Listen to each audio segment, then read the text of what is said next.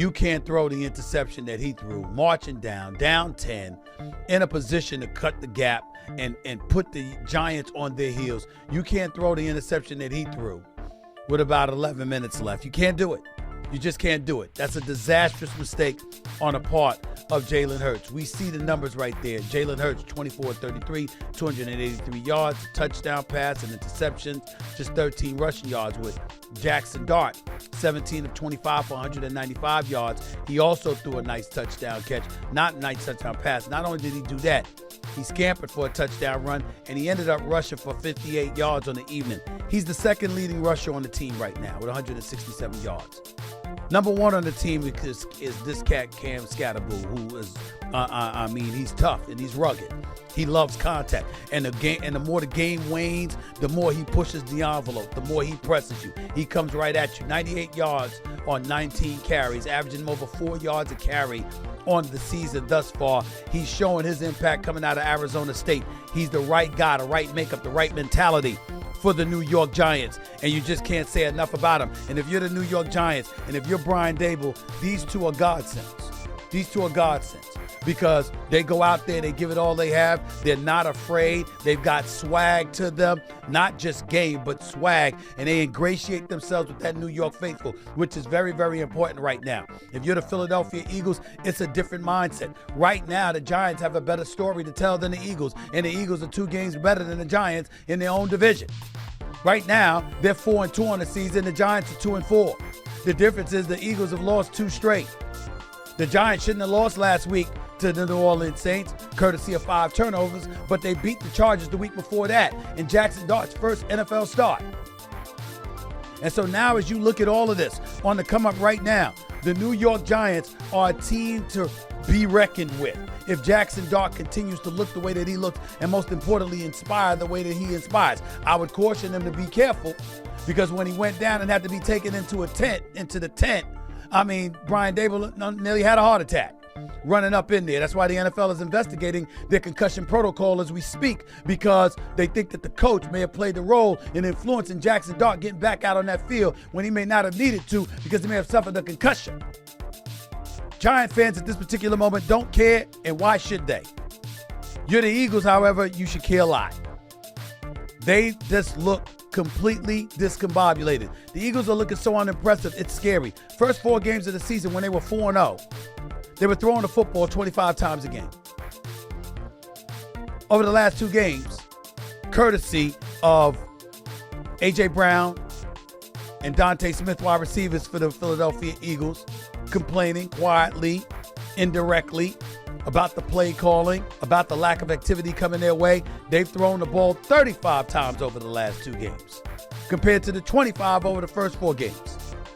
They were rushing the ball at 32.8 times per game in the first 4 games. That has dropped to 15.5 attempts a game. How do you run the ball 15 times a game with Saquon Barkley in your backfield? How do you justify that? Makes absolutely no sense whatsoever. Points per game have dipped from 27 to 17 over that span. And of course, they went from 4-0 to 0-2 over the last 2 weeks. They passed the football 71 times and only rushed it 31 times over the last 2 games, both losses.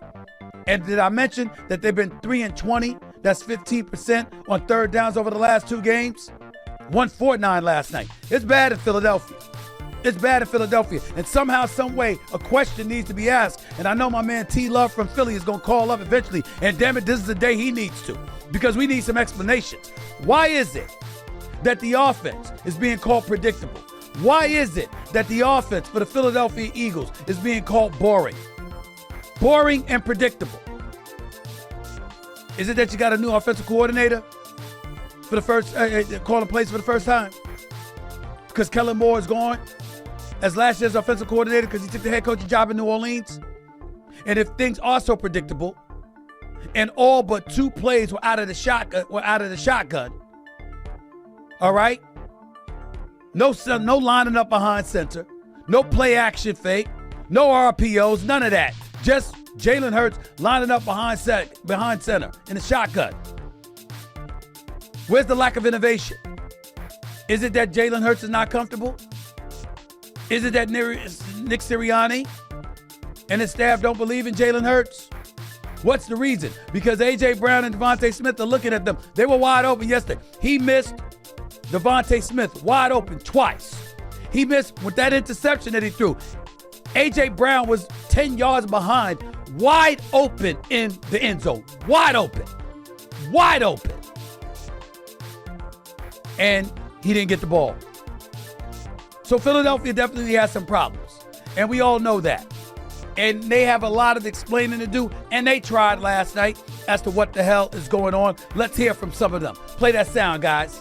Take ownership for it, you know.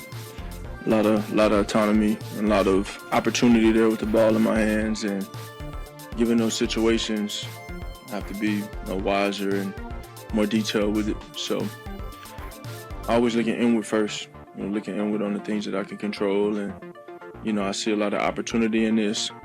Wasn't good enough on our end. Hell no, it wasn't. Hell no, it wasn't. It's real easy to blame Jalen Hurts, and sometimes it doesn't appear like he deserves it. Last night he did. Last night that game is definitely on him. Now, to keep in mind, you got the Eagles. They lost cornerback Quinyon Mitchell to a hamstring injury in the first half, so their defense was compromised to some degree. We all know that. We know their offensive line, they've had some issues. They're better at pass blocking than run blocking, which would explain why Saquon Barkley isn't getting the football nearly as much as he should, but it doesn't appear to be an excuse at all.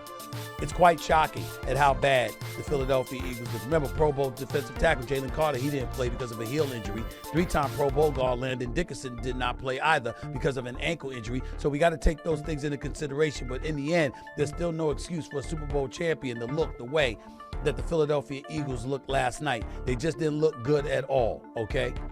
And I'm looking at it from that standpoint. But the one thing that I can't escape, and I got to look at this. And I had to share this with y'all because I'm looking at the New York Giants from this standpoint. You know who's got to be miserable? Even more miserable than the Philadelphia Eagles or the city of Philadelphia? It's got to be a New York Jets fan because of the state of the New York Jets. What an abomination. What an abomination and how bad they've been. And I bring that up because one of the things that I took the liberty of doing was I said, you know what? The Giants drafted Jackson Dart with the 25th pick in the draft. The Jets were in need of a quarterback and took an offensive lineman. Now I understand how important your offensive line is, but they desperately needed a quarterback, and their answer was Justin Fields. And they tried to sell everybody on Justin Fields. And you've got talent on the New York Jets. They've got to be miserable. Aaron Glenn is their 6th head coach. And Darren Muji is their 6th general manager since the team last reached the playoffs in 2010. You think the Giants are bad. The New York Jets haven't won